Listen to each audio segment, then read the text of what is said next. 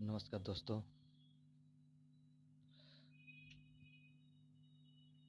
काफ़ी समय से कुछ वीडियो अपलोड नहीं कर पाया, जिसका मुख्य वजह था आर का प्रोटेस्ट जो प्रयागराज में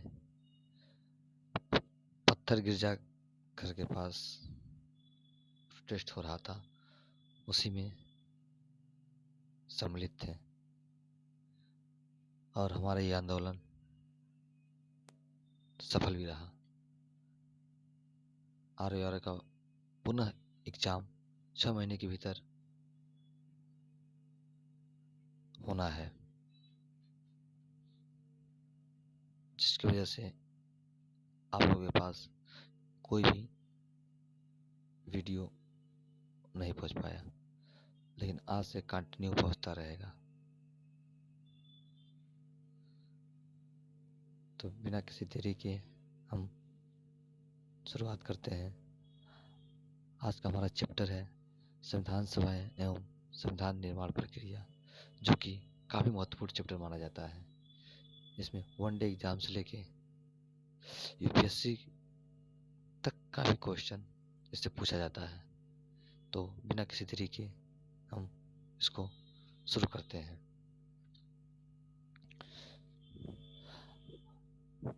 भारतीयों की ओर से संविधान सभा की सर्वप्रथम मांग मई 1934 में रांची में स्वराज पार्टी ने की थी। वर्ष 1934 में ही भारत में संविधान सभा के गठन का विचार एम.एन. राय ने दिया।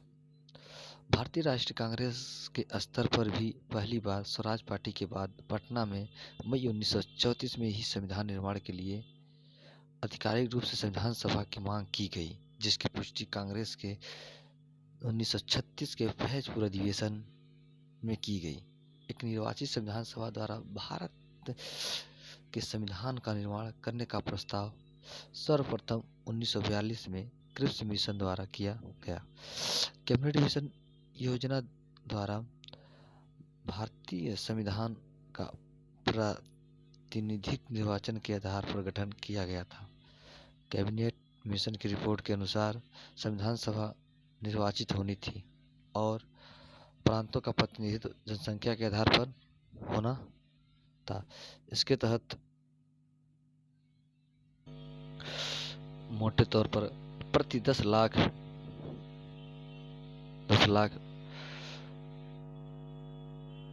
व्यक्तियों पर एक प्रतिनिधि के निर्वाचन की व्यवस्था प्रस्तावित थी। संविधान सभा की कुल सदस्य संख्या 389 निर्धारित थी। इनमें से 296 ब्रिटिश भारत को तथा 93 सीटें देशी रियासतों को आवंटित की जानी थी। ब्रिटिश भारत को आवंटित 296 सीटों में से 292 सदस्यों का चुनाव 11 गवर्नरों के प्रांतों से और 4 चयन मुख्य आयुक्तों के प्रांतों यानी प्रत्येक में से एक से किया जाना था। देशी रियासतों के प्रतिनिधियों का चयन रियासतों के प्रमुखों द्वारा किया जाना था। संविधान सभा के लिए चुनाव जुलाई-अगस्त 1946 में संपन्न हुआ। 296 सीटें ब्रिटिश भारत को आवंटित में से कांग्रेस को कुल 208, मुस्लिम लीग को 73 तथा छोटे समूह में स्वतंत्र सदस्यों को 15 सीटें मिली। देशी रियासतों ने प्रारंभ में संविधान सभा में भाग नहीं लिया। 28 अप्रैल 1947 को प्रारंभ संविधान सभा के तृतीय अधिवेशन से इसमें भारतीय देशी रियासतों के प्रतिनिधि क्रमिक रूप से शामिल होना प्रारंभ हुए। संविधान सभा मुख्यतः अप्रत्यक्ष निर्वाचन का परिणाम थी। प्रांतों की विधानसभाओं का उपयोग निर्वाचन मंडल के रूप में किया गया। यह निर्वाचन वयस्क मताधिकार पर आधारित नहीं था। 1935 के अधिनियम के अनुसार मताधिकार कर शिक्षा एवं संपत्ति के आधार पर सीमित था। 20 नवंबर 1946 को वायसराय ने निर्वाचित प्रतिनिधियों को आमंत्रित किया कि वे 9 दिसंबर 1946 को संविधान सभा की पहली बैठक में उपस्थित होंगे। 9 दिसंबर 1946 को संविधान सभा की पहली बैठक में कुल 207 सदस्यों, जिनमें से 9 महिलाएं थीं, ने हिस्सा लिया। 9 दिसंबर 1946 को संविधान सभा की प्रथम बैठक की अध्यक्षता अस्थायी अध्यक्ष डॉक्टर सत्यानंद सिन्हा ने की थी। 11 दिसंबर 1946 को संविधान सभा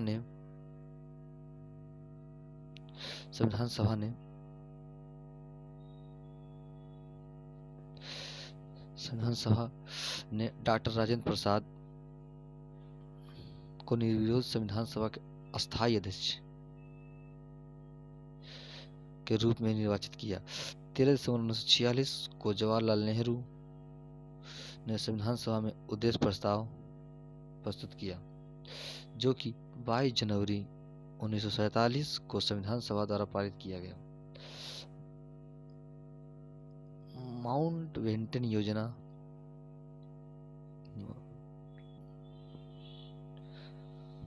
योजना 3 जून 1947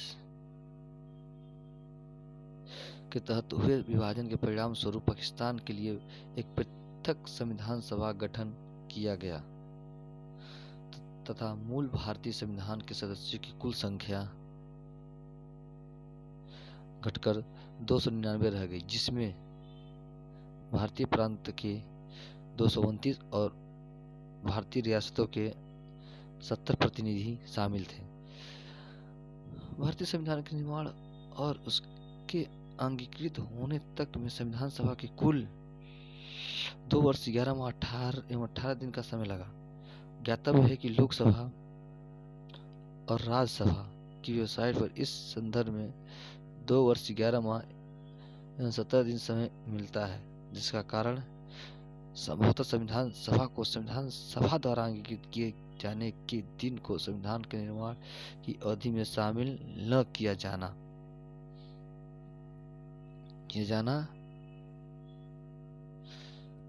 संविधान निर्माण में न किया जाना। इसके तहत कुल 11 अधिवेशन कुल 165 दिन हुए थे, जिसमें से 114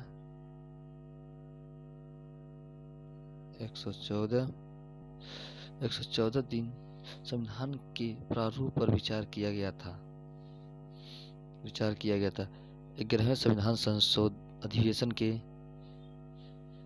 अंतिम दिन 26 नवंबर 1949 को संविधान सभा को अंगीकृत किया गया था। 11वें अधिवेशन के अतिरिक्त संविधान सभा पुनः 24 जनवरी 1950 को समवेत हुई, जब सदस्यों द्वारा भारत के संविधान पर हस्ताक्षर 284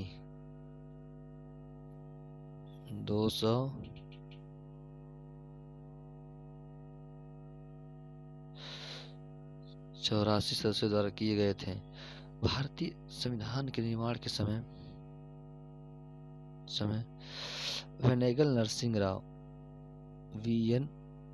नरसिंह राव को संवैधानिक सलाहकार नियुक्त किया गया। 26 नवंबर 1949 को भारत के लोगों द्वारा संविधान को अंगीकृत, अधिनियमित और आत्मर्पित किया गया। संविधान पूर्ण रूप से 26 जनवरी 1950 को लागू हुआ।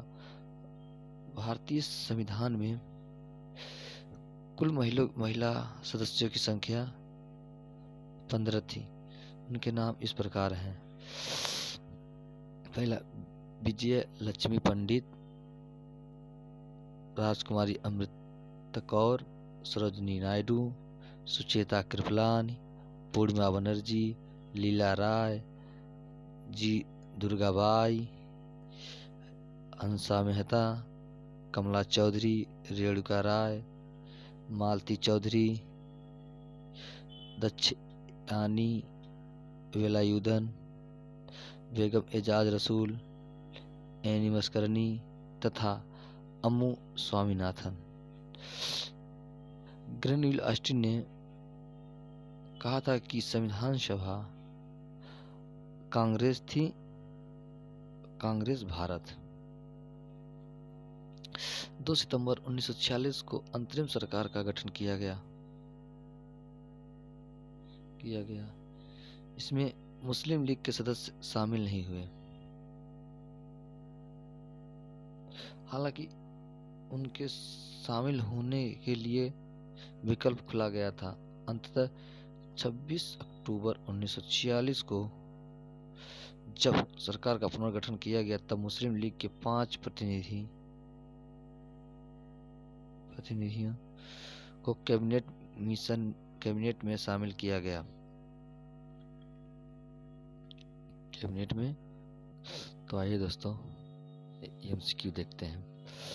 भारत के लिए संविधान की रचना हेतु संविधान सभा का विचार निम्नलिखित में से सर्वप्रथम किसने प्रस्तुत किया था?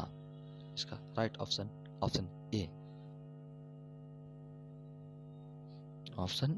ए स्वराज पार्टी ने 1934 में रांची में। आइए इसका एक्सप्लेनेशन देखते हैं। मई 1934 में रांची में स्वराज पार्टी ने आत्मनिर्णय के अधिकार की मांग की और एक प्रस्ताव पारित किया जिसमें कहा गया कि वयस्क मताधिकार के आधार पर निर्वाचित भारतीय प्रतिनिधियों की एक संविधान सभा होगी जो संविधान का निर्माण करेगी। भारतीयों की ओर से संविधान सभा की मांग करने का यह प्रथम अवसर था। Question number 2।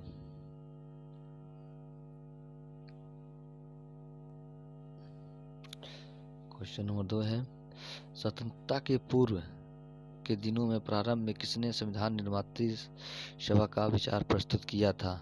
इसका right option M N. Roy. Option number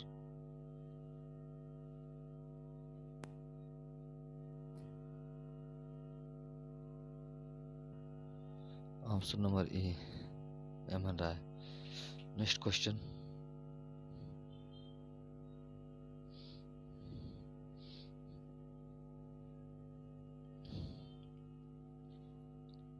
इसका एक्सप्लेनेशन है, वर्ष 1934 में भारत में संविधान निर्मात्री सभा का विचार एम.एन. राय ने दिया था।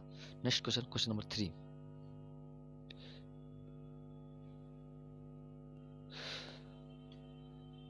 एक निर्वाचन संविधान सभा द्वारा भारत के संविधान का निर्माण करने का प्रस्ताव किया गया था।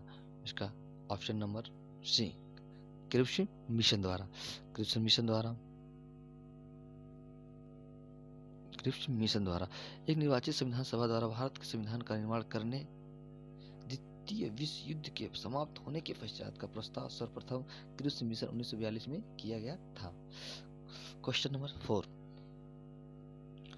कैबिनेट मिशन योजना के अंतर्गत संविधान निर्मात्री परिषद में प्रत्येक प्रांत को आवंटित सदस्य संख्या निर्धारित करने के लिए एक प्रतिनिधि कितनी जनसंख्या के अनुपात में था? 10 लाख व्यक्ति। इसका right option number B. Cabinet mission 1946 में भारत आया।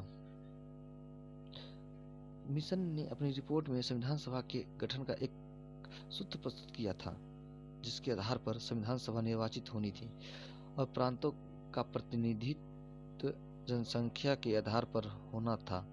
इसके तहत मोटे तौर पर प्रति 10 लाख व्यक्तियों के ऊपर एक प्रतिनिधि के निर्वाचन की व्यवस्था प्रस्तावित थी। Question number 5।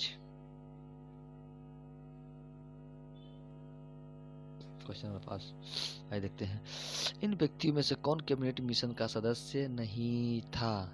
इसका राइट ऑप्शन विलियम वुड क्या थे? ये कैबिनेट मिशन के सदस्य नहीं थे। कैबिनेट मिशन का सदस्य, आइए इसका एक्सप्लेनेशन देखते हैं। कैबिनेट मिशन मार्च 1946 में भारत पहुंचा। इस मिशन के सदस्य स्टैफोर्ड क्रिप्स, अध्यक्ष board of trade, pathy Lawrence Bharat सचिव और एवी अलेक्जेंडर नौसेना मंत्री थे। देखते हैं क्वेश्चन नंबर 6। भारतीय संविधान सभा का गठन किया गया था। भारतीय संविधान सभा का गठन किया गया था। इसका राइट ऑप्शन होगा कैबिनेट मिशन। इसका राइट ऑप्शन होगा option number C cabinet mission 1946 के अंतर्गत भारतीय संविधान सभा का प्रातिनिधिक निर्वाचन के आधार पर गठन कैबिनेट मिशन योजना 1946 के अंतर्गत किया गया था। आइए क्वेश्चन नंबर 7 देखते हैं। 1946 की निर्मित अंतरिम सरकार में कार्यपालिका परिषद के उपसभापति थे पंडित जवाहरलाल नेहरू। इसका राइट ऑप्शन नंबर ए होगा। 24 अगस्त 1946 को अंतरिम राष्ट्रीय सरकार की घोषणा इस व्यवस्था के साथ की गई कि अंतरिम सरकार 2 सितंबर 1946 को कार्यभार संभालेगी। वायसराय इसमें कार्यपालिका परिषद के पद अध्यक्ष हैं तथा जवाहरलाल नेहरू को उपाध्यक्ष या उपसभापति बनाया गया। आइए इसका क्वेश्चन नंबर 8 देखते हैं। निम्नलिखित में से कौन अगस्त 1946 में गठित प्रथम अंतरिम राष्ट्रीय सरकार का सदस्य नहीं था? इसका right option number C, doctor S Radhakrishnan. Explanation देखते हैं, व्याख्या। कैबिनेट मिशन योजना के आधार पर 24 अगस्त 1946 की घोषणा के तहत नवनिर्वाचित संविधान सभा से 2 सितंबर 1946 की अंतरिम सरकार का गठन किया गया था। इसमें सी राजागोपालाचारी शिक्षा मंत्री, डॉक्टर राजेंद्र प्रसाद खाद्य एवं कृषि मंत्री तथा जगजीवन राम श्रम मंत्री थे, जबकि डॉक्टर एस राधाकृष्णन इस प्रथम अंतरिम राष्ट्रीय सरकार के सदस्य नहीं थे। क्वेश्चन नंबर 9, ये IAS प्री 2007 का क्वेश्चन पूछा गया है और ज्यादातर क्वेश्चन यूपीएससी में इसी तरह से पूछे जाते हैं। तो आइए चलिए देखते हैं क्वेश्चन नंबर 9। वेवेल योजना के अनुसार कार्यकारी परिषद में हिंदू और मुस्लिम सदस्यों की समान संख्या समान होनी थी। कारण देखते हैं। वेवेल का विचार था कि ऐसी व्यवस्था से भारत का बंटवारा बच सकता है। इसका राइट ऑप्शन नंबर सी, इसका राइट होगा सी। आइए इसका एक्सप्लेनेशन देखते हैं।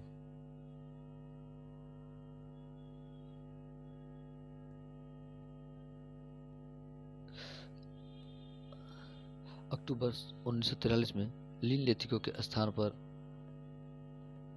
आर्किबाल्ड वेबल वायसराय, इसका पूरा नाम है, तथा गवर्नर जनरल नियुक्त किए गए। वे भारतीय संवैधानिक गतिरोध को दूर करने के उद्देश्य से मई 1945 में लंदन गए। वहां उन्होंने भारतीय प्रशासन के संबंध में ब्रिटिश सरकार से विस्तार से बात की तथा कुछ प्रस्ताव रखे। जून 1945 उन प्रस्ताव को वेवेल योजना के नाम से सार्वजनिक किया गया।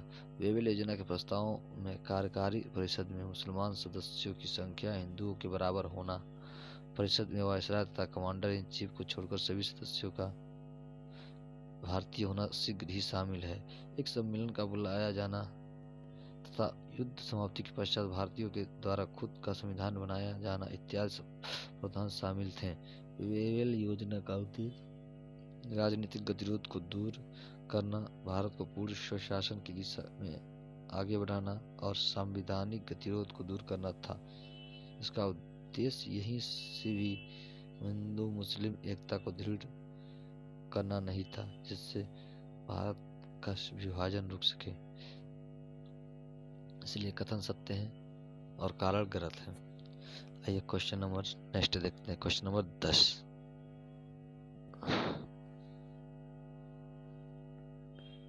क्वेश्चन नंबर 10, निम्नलिखित में से कौन से कथन संविधान सभा के विषय के में सत्य हैं?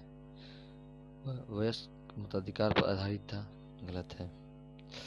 अप्रत्यक्ष निर्वाचन का परिणाम थे, ये भी गलत है। वह बहुदलीय निकाय थी, सही है। उसने अनेक समितियों के माध्यम से कार्य किया, ये भी सही है। इसका राइट ऑप्शन नंबर सी। संविधान सभा के गठन के लिए राज्यों की विधानसभाओं का उपयोग निर्वाचन मंडल के रूप में किया गया, अतः संविधान सभा अप्रत्यक्ष निर्वाचन निर्वाचन का परिणाम थी। इसका निर्वाचन वयस्क मताधिकार पर आधारित नहीं था। संविधान सभा के अनेक दलों के लोग शामिल थे। इस सभा ने अपने कार्यों के संचालन के लिए अनेक समितियों का गठन किया था। आइए क्वेश्चन नंबर देखते हैं। क्वेश्चन नंबर 11 देखते हैं। भारतीय संविधान सभा के संबंध में निम्नलिखित में से कौन से कथन सही हैं?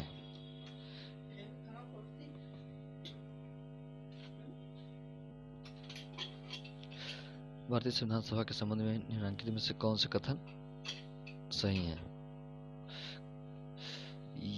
यह वयस्क मताधिकार पर आधारित नहीं है, बिल्कुल सही। यह प्रत्यक्ष निर्वाचन का परिणाम थी, गलत। यह बहुदलीय संरचना नहीं थी, गलत है, बहुदलीय संरचना थी। यह कई समितियों के माध्यम से कार्यरत थी, ये भी सही है। यानी किसका राइट ऑप्शन ई डी। आइए देखते हैं क्वेश्चन में यह कोट देखते हैं। Quote E D option number A right answer. Question number 12। निम्नलिखित में से संविधान सभा के बारे में गलत कथन कौन सा है? इसने बड़ी संख्या में समितियों की मदद से काम किया, उनमें से प्रारूप समिति सबसे महत्वपूर्ण थी। अल्पसंख्यक समुदाय जैसे ईसाई, एंग्लो इंडियन और पारसियों को सभी में पर्याप्त प्रतिनिधित्व दिया गया। इसका निर्वाचन सार्वभौम वयस्क मताधिकार के आधार पर किया गया, ये गलत है क्योंकि ये वयस्क मताधिकार पे आधारित नहीं था। आइए ऑप्शन नंबर डी पढ़ लेते हैं साथ साथ। इसकी चुनाव प्रक्रिया 1935 के अधिनियम की 6वीं अनुसूची पर आधारित थी। कर, संपत्ति और शैक्षणिक योग्यता के कारण मताधिकार सीमित था। ये तीनों ऑप्शन सही है, जबकि ऑप्शन सी गलत है। आइए इसका एक्सप्लेनेशन देख लेते हैं। संविधान सभा के सदस्यों का निर्वाचन प्रांतीय विधानसभाओं के सदस्यों द्वारा प्रत्यक्ष निर्वाचन के आधार पर हुआ था, न कि सार्वभौम वयस्क मताधिकार के आधार पर। प्रत्यक्ष निर्वाचन द्वारा कर, संपत्ति और शैक्षणिक योग्यता के आधार पर मताधिकार प्रदान किया गया था, सभी को मताधिकार प्राप्त नहीं था। आइए देखते हैं क्वेश्चन नंबर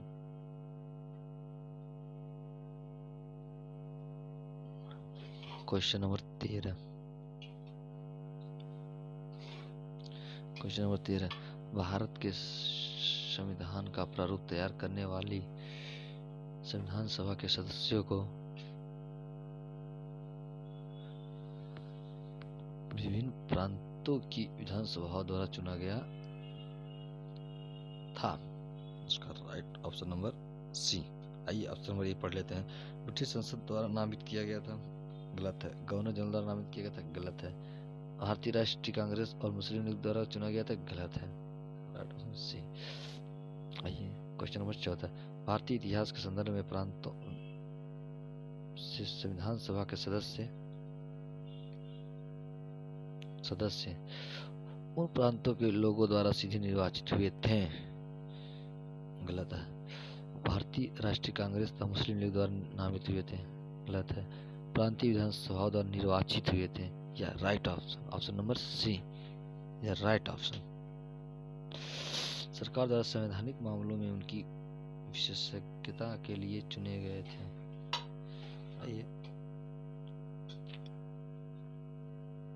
देखते हैं क्वेश्चन नंबर 15।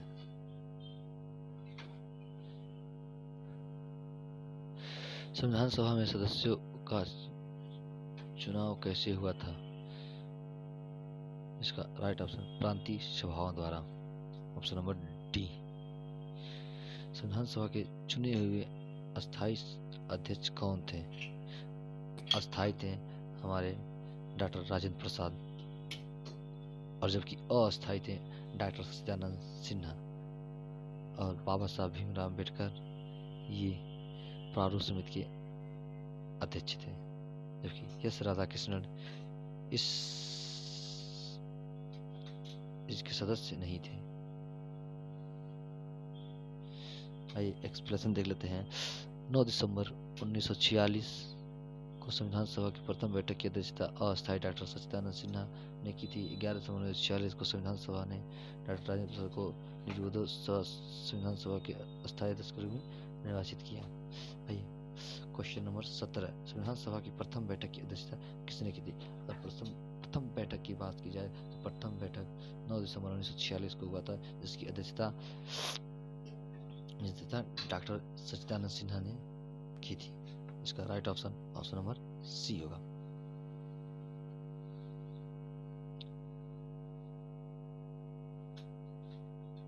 ये क्वेश्चन नंबर 18, भारतीय संविधान सभा के उद्घाटन अधिवेशन की अध्यक्षता किसने की थी? अगर उद्घाटन के पूछे या प्रथम अधिवेशन पूछे, इसकी अध्यक्षता डॉक्टर सच्चिदानंद सिन्हा ने की थी। इसका राइट ऑप्शन नंबर बी। आइए क्वेश्चन नंबर 19 देखते हैं। भारत की संविधान निर्मात्री सभा के अध्यक्ष कौन थे? इसमें संविधान निर्मात्री सभा के अध्यक्ष पूछा जाएगा, जिसमें आएंगे डॉक्टर राजेंद्र प्रसाद। इसका ऑप्शन नंबर ए। क्वेश्चन नंबर 20, स्वतंत्र भारत की संविधान सभा के अध्यक्ष कौन थे? इसका right option number B, doctor Rajendra Prasad ji. संविधान सभा के प्रथम मनोनीत उपसभापति, संविधान सभा के प्रथम मनोनीत उपसभापति थे हमारे फ्रैंक एंथोनी जी। आइए एक्सप्लेनेशन देखते हैं क्या है। संविधान सभा के प्रथम अस्थायी या उपसभापति उपाध्यक्ष फ्रैंक एंथोनी थे, जिन्हें 9 दिसंबर 1946 को अस्थायी सभापति अध्यक्ष सच्चिदानंद सिन्हा द्वारा मनोनीत किया गया था। एस.सी. मुखर्जी संविधान सभा के पहले अस्थायी उपाध्यक्ष थे। आइए क्वेश्चन नंबर 22 देखते हैं। भारतीय संविधान सभा की स्थापना की गई थी। इसका right option number B.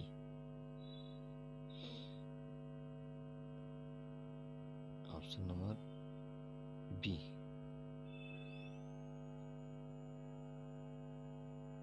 B 9 दिसंबर 1946 को भारतीय संविधान सभा की स्थापना 9 दिसंबर 1946 को उसकी प्रथम बैठक के आरंभ होने के साथ हुई थी। क्वेश्चन नंबर 23, संविधान सभा की प्रथम बैठक कब हुई थी? इसका राइट ऑप्शन नंबर ए। ऑप्शन नंबर ए 9 दिसंबर 1946 को। नेक्स्ट संविधान सभा का गठन कब हुआ था? इसका राइट ऑप्शन दिसंबर 1946। ऑप्शन नंबर ए 9 दिसंबर 1946 को हुआ था। क्वेश्चन नंबर 25, संविधान सभा का प्रथम अधिवेशन कब हुआ था? इसका राइट ऑप्शन नंबर बी 9 दिसंबर 1946 को। क्वेश्चन नंबर 26, भारतीय संविधान सभा की पहली बैठक कब हुई थी? Option number C, same questions. Bharat को संविधान सभा देने का प्रस्ताव संविधान सभा द्वारा पारित किया गया था। इसका राइट ऑप्शन नंबर बी, जनवरी 1947। क्योंकि इसी समय प्रस्ताव पारित किया गया था। 22 जनवरी 1947 को संविधान सभा द्वारा भारत को एक संविधान देने का उद्देश्य प्रस्ताव पारित किया गया। उद्देश्य प्रस्ताव को 13 दिसंबर 13 दिसंबर 1946 को संविधान सभा में जवाहरलाल नेहरू द्वारा पेश किया गया, जो आगे चलकर यही उद्देश्य प्रस्तावना का रूप बना। Question number 29। संविधान सभा में उद्देश्य प्रस्ताव निम्न में से किस एक के द्वारा प्रस्तुत किया गया था? ये Pandit Jawaharlal Nehru, option number B, के द्वारा प्रस्तुत किया गया था 13 दिसंबर 1946 को। भारतीय संविधान के निर्माण से संबंधित निम्नलिखित कथनों में से कौन सही है? पंडित नेहरू के उद्देश्य प्रस्ताव को संविधान सभा द्वारा स्वीकार किया गया था। संविधान के निर्माण पर असर था। देश का बहुत महत्वपूर्ण उद्देश्य की पूर्ति करती है। संविधान को भारत के लोगों ने आदेशित किया है। सही है। राज्य के मुखिया को लोग प्रत्यक्ष रूप से निर्वाचित करते हैं। चौथा को छोड़ के बाकी सभी सही हैं, यानी कि 1, 2, 3 ऑप्शन नंबर ये राइट आंसर।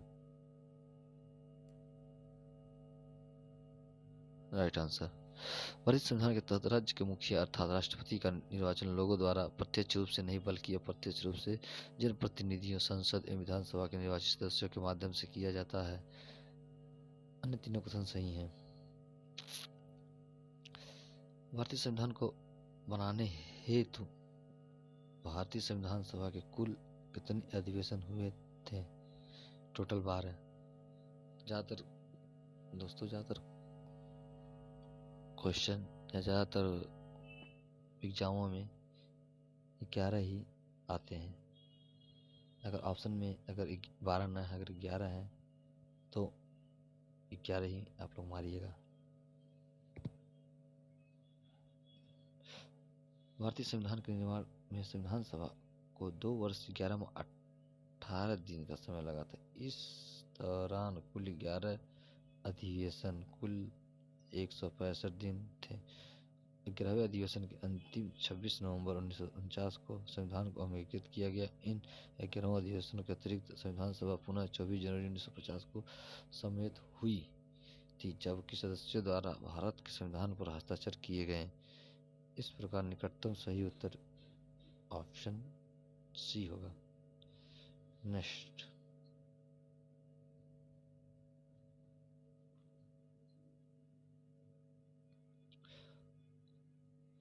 भारत की संविधान सभा की अंतिम बैठक की सही तिथि को बताइए। 24 जनवरी 1950। भारत के संविधान के निर्माण में संविधान सभा को कितना समय लगा? ऑप्शन नंबर ए, 2 वर्ष 11 माह 18 दिन।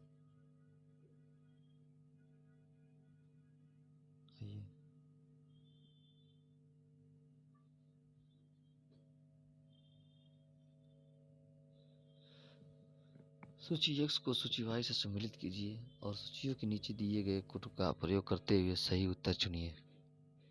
संविधान सभा के पहले उपाध्यक्ष पंडित जवाहरलाल नेहरू। प्रारूप समिति के मूलतः एकमात्र कांग्रेसी सदस्य के मुंशी। राजस्थान की रियासतों का प्रतिनिधित्व करने वाले संविधान सभा के सदस्य संघ संविधान समिति के अध्यक्ष।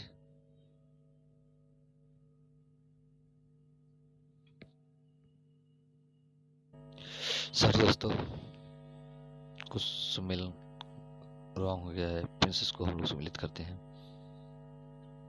संविधान सभा के पहले उपाध्यक्ष S.C. मुखर्जी, ए का चौथा, बी का तीसरा के.एम. मुंशी और राजस्थान रियासत का प्रतिनिधित्व वी.टी.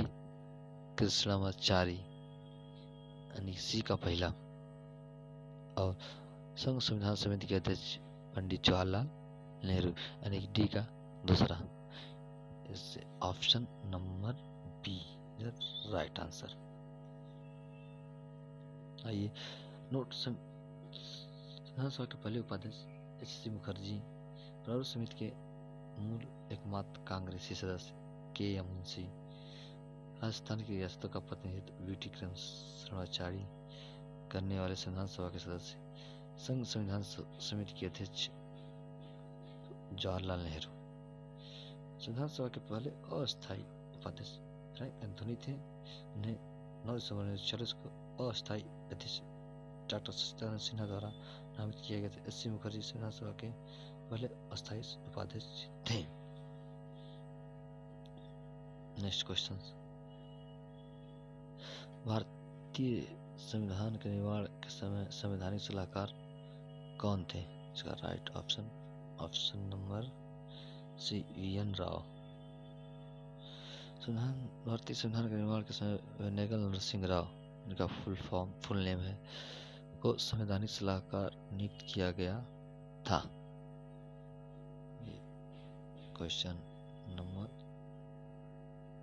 36, भारतीय संविधान का प्रथम प्रारूप तैयार किया गया था। इसका right option option number B V N. Rao, Benegal Narsingh Rao. भारतीय संविधान सभा के संवैधानिक सलाहकार वी.एन. राव द्वारा संविधान सभा का प्रारूप तैयार किया गया था, जिस पर विचार एवं परिवर्तन करके प्रारूप समिति द्वारा संविधान सभा के समक्ष संविधान का मसौदा प्रस्तुत किया गया। वी.एन. राव के मूल प्रारूप में 243 अनुच्छेद और 13 अनुसूचियां थीं। नेक्स्ट, संविधान सभा में भारतीय संविधान का तृतीय वाचन कब प्रारंभ हुआ था? इसका ऑप्शन नंबर होना चाहिए 17 नवंबर। संविधान सभा में भारतीय इसका होना चाहिए 17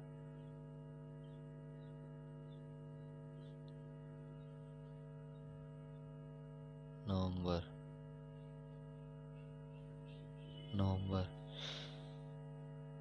को से प्रारंभ हुआ और 26 नवंबर 1949 तक चला। अतः बस में दिए गए विकल्पों में से कोई विकल्प सही नहीं है। आइए क्वेश्चन नंबर 38 पे, भारत का संविधान पूर्ण रूप से तैयार हुआ था हमारा 26 नवंबर 1949 को। Option number B.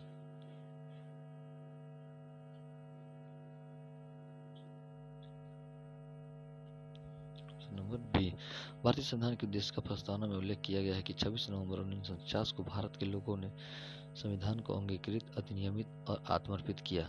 संविधान को अपनाने, उसके पूर्ण होने, पारित होने तथा इसको अंतिम रूप देने की तारीख भी 26 नवंबर 1949 को ही माना जाता है। इसी दिन नागरिकता अंतकालीन संसद अस्थायी और संक्रमणकालीन उपबंध लागू हो गए। तथापि संविधान के शेष उपबंध 26 जनवरी 1950 से प्रभावित हुए। अतः संविधान के पूर्ण रूप से लागू तथा पूर्ण रूप से क्रियान्वित होने की तिथि के रूप में 26 जनवरी 1950 को ग्रहण करते हैं। क्वेश्चन नंबर 39, भारतीय संविधान को संविधान सभा द्वारा अंगीकृत किया गया 26 नवंबर 1949। ऑप्शन नंबर ए।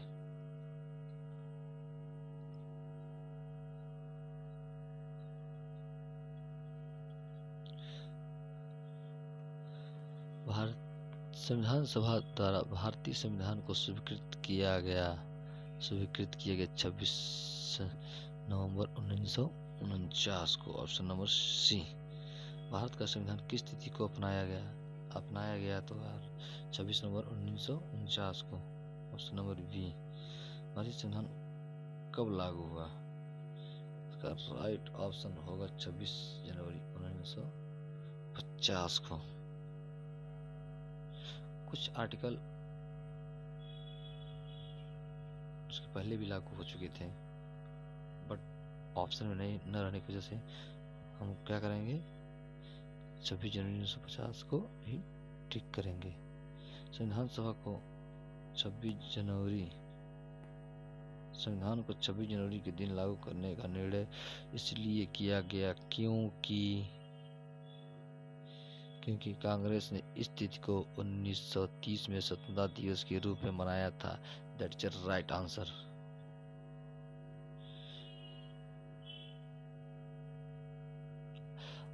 भारतीय राष्ट्रीय कांग्रेस के लाहौर अधिवेशन दिसंबर 1929 में पूर्ण स्वराज की घोषणा की तथा 26 जनवरी को स्वतंत्रता दिवस के रूप में मनाए जाने का संकल्प लिया गया और आज़ादी के पूर्व तक 26 जनवरी को स्वतंत्रता दिवस के रूप में मनाया जाता रहा। परंतु भारत अगस्त 1947 को स्वतंत्र हो गया और तब से प्रत्येक वर्ष 15 अगस्त को संविधानता दिवस के रूप में मनाया जाने लगा, जबकि स्वतंत्रता प्राप्ति के पश्चात 26 जनवरी की तिथि को अविस्मरणीय बनाने हेतु भारतीय संविधान को पूर्णतः 26 जनवरी 1950 को लागू किया गया।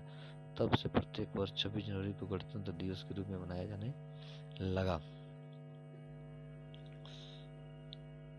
क्वेश्चन नंबर 44, भारतीय संविधान दिवस कब मनाया जाता है? 26 नवंबर 1949 को। भारतीय संविधान दिवस 26 नवंबर 1949 को मनाया जाता है। भारतीय संविधान तैयार हुआ, संविधान सभा द्वारा अंगीकृत हुआ, इसके कुछ प्रावधान इसी दिन लागू किए गए थे। इसके फलस्वरूप इस दिन को संविधान दिवस के रूप में मनाया जाता है, क्योंकि भारतीय संविधान 26 जनवरी 1950 को पूर्ण रूप से लागू किया गया। 26 जनवरी को गणतंत्र दिवस के रूप में मनाया जाता है। संविधान को अपनाया गया था संवैधानिक सभा द्वारा। ऑप्शन नंबर ए। संविधान सभा के 11वें अधिवेशन 26 नवंबर 1949 को भारतीय संविधान द्वारा संविधान सभा द्वारा अंगीकृत और अधिनियमित किया गया। क्वेश्चन नंबर 46, भारतीय संविधान को 26 नवंबर 1949 को किसके द्वारा अधिनियमित किया गया था? संविधान सभा द्वारा। Option number A right answer. Bharat का संविधान अंगीकृत अधिनियमित हुआ था 26 नवंबर 1949 को। Option number C. B R Ambedkar का संविधान सभा में निर्वाचन हुआ था। इसका राइट ऑप्शन होगा, राइट ऑप्शन बम्बई प्रेसिडेंसी से। सबसे पहले इनका निर्वाचन हुआ था पूर्वी बंगाल से, जो बांग्लादेश बन गया, पूर्वी पाकिस्तान बन गया था। ये क्वेश्चन नंबर 49 देखते हैं, इसका एक्सप्लेन देखते हैं। आइए इसका एक्सप्लेन है, वर्ष 1946 में संपन्न हुआ संविधान सभा के प्रारंभिक चुनाव में डॉक्टर भीमराव अम्बेडकर अविभाजित भारत के बंगाल प्रांत के पूर्वी भाग से निर्वाचित हुए थे। बाद में यह क्षेत्र पाकिस्तान में चले जाने के कारण डॉक्टर अम्बेडकर भारतीय गुजरात के बॉम्बे प्रेसिडेंसी के पूना संसदीय क्षेत्र के उपचुनाव में निर्वाचित होकर भारतीय संविधान सभा में सम्मिलित हुए। पूना सीट उनके लिए कांग्रेस के एम आर जयकर ने त्याग पत्र देकर रिक्त की थी। यद्यपि विकल्प ए में पश्चिम बंगाल है, फिर भी यह अभिष्ट विकल्प नहीं हो सकता, क्योंकि डॉक्टर अम्बेडकर पूर्वी बंगाल से प्रथमतः निर्वाचन हुए थे। अंततः उन्होंने बॉम्बे प्रेसिडेंसी से निर्वाचित सदस्य के संविधान सभा में कार्य किया था। अतः स्पष्ट है कि डॉक्टर भीमराव अम्बेडकर का जन्म और मृत्यु कब हुई थी? इनका जन्म हुआ था option number B. Option number B right answer. 1891 में इनकी जन्म हुई थी और 1956 में इनका मृत्यु हुआ था। जन्म 14 अप्रैल 1891 और मृत्यु इनका हुआ था 6 दिसंबर 1956 को। भारतीय संविधान निर्माण में मुख्य भूमिका निभाने वाले डॉक्टर बी राव अम्बेडकर का जन्म 14 अप्रैल 1891 को मध्य प्रदेश में तथा मृत्यु 6 दिसंबर 1956 को दिल्ली में हुई थी। आइए क्वेश्चन नंबर 50 देखते हैं। निम्नलिखित कथनों पर विचार कीजिए।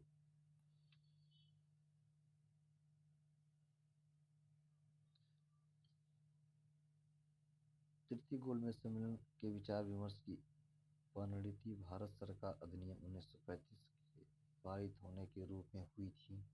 भारत सरकार अधिनियम 1935 ब्रिटिश सरकार के सूबों और भारतीय रियासतों के एक संघ पर आधारित ऑल इंडिया फेडरेशन के गठन का बंद किया। इसका राइट ऑप्शन नंबर दोनों सही है। नवंबर दिसंबर 1932 में लंदन में आयोजित तीसरे और अंतिम गोलमेज सम्मेलन में कांग्रेस ने भाग नहीं लिया। इस गोलमेज सम्मेलन में भारत सरकार अधिनियम 1935 की एक ठोस योजना के अंतिम रूप में पेश किया गया। इसमें ब्रिटिश भारत के सूबों और भारतीय रियासतों के एक संघ पर आधारित ऑल इंडिया फेडरेशन के गठन का प्रावधान किया गया। Question number 51।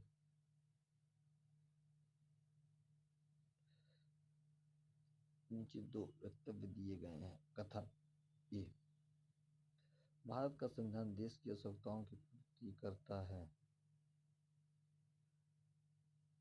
कारण, इसको एक गृहीत संविधान कहा जाता है।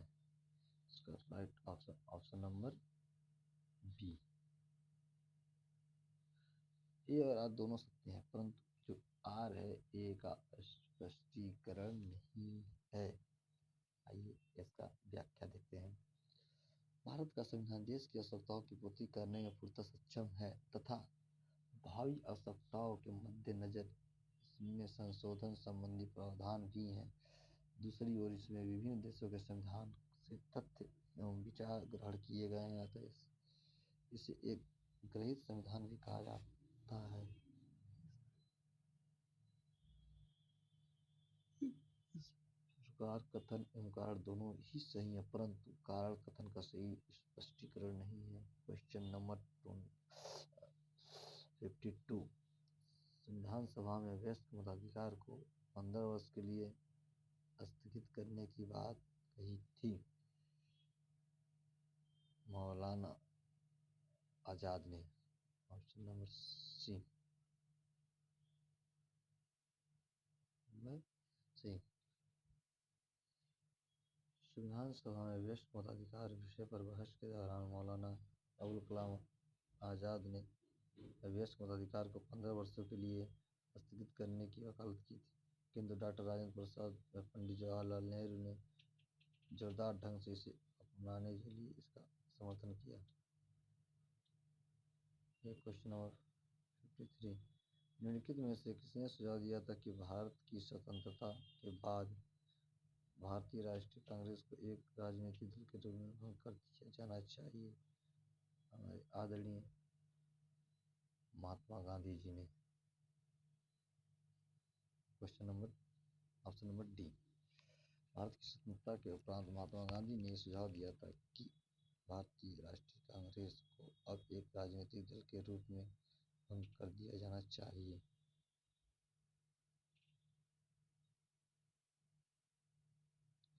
Question number 54।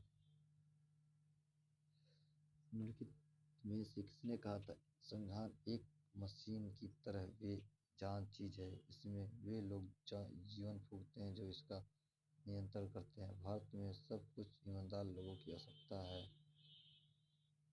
जिनके लिए राष्ट्र हित ही सर्वोपरि है। Doctor Rajendra Prasad. Question number ए।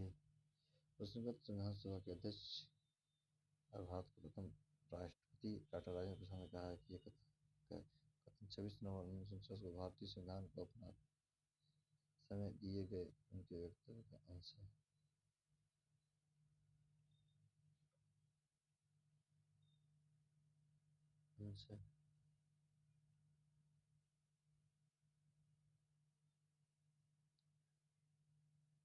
अपनी राष्ट्रवादी प्रक्रिया में भारतीय संविधान के निर्माता ने अल्पसंख्यकों के हितों तथा भावनाओं के महत्व को कम करके आका। यह कथन है option number D Ivor Jennings का। प्रस्तुत कथन आइवर जेनिंग्स का है। उनका मानना है कि भारतीय संविधान निर्माताओं ने भारतीय संघ में अल्पसंख्यक हितों और भावनाओं के महत्व को न्यूनतम रखने का प्रयास किया है।